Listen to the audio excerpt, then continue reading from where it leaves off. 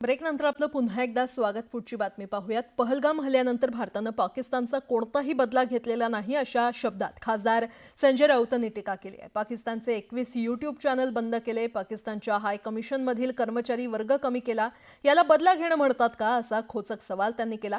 तर राऊतांना पंतप्रधान नरेंद्र मोदी समजायला वेळ लागेल असा पलटवार चंद्रशेखर बावनकुळे यांनी केलाय.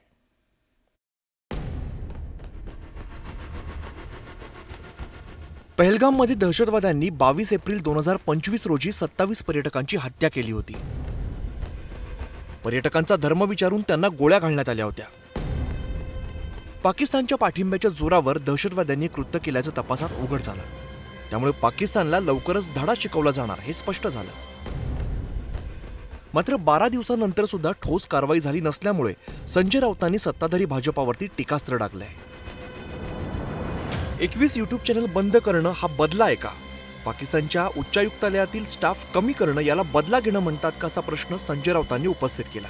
बदला कसा घ्यायचा हे इंदिरा गांधींच्या इतिहासातून पहा असा सल्ला संजय राऊतांनी भाजपाला दिलाय.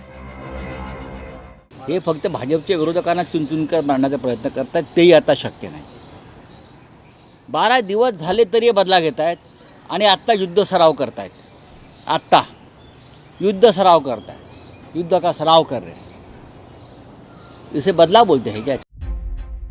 खासदार संजय राऊतांनी केलेली टीका आणि दिलेला सल्ला याची भाजपाकडून खिल्ली उडवण्यात आली. टीका टिप्पणी करण्याव्यतिरिक्त काही दुसरी भाषा येत नाही. ज्या उद्धव ठाकरेच्या लोकांनी वक्फ बोर्ड सुधारणा विधेयकाचा विरोध करून अशा लोकांना पाठिंबा दिला की जे लोक खऱ्या अर्थाने ज्यांना आनंद होतोय, आणि आता तर उद्धव ठाकरे हे ज्या पद्धतीने किंवा संजय राऊत बोलतात आहे, माननीय प्रधानमंत्री मोदीजींनी खऱ्या अर्थाने त्यांना ते समजत नाही. मोदीजींना त्यांना समजायला वेळ लागेल. म्हणजे संजय राऊत वगैरे तर हे फार छोटे आहेत.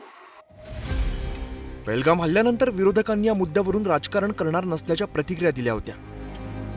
मात्र या संवेदनशील विषयावरही राजकारण सुरू झाल्यामुळे सर्वसामान्यांकडून नाराजी व्यक्त केली जाते. Bureau report, news 18 Lokmat.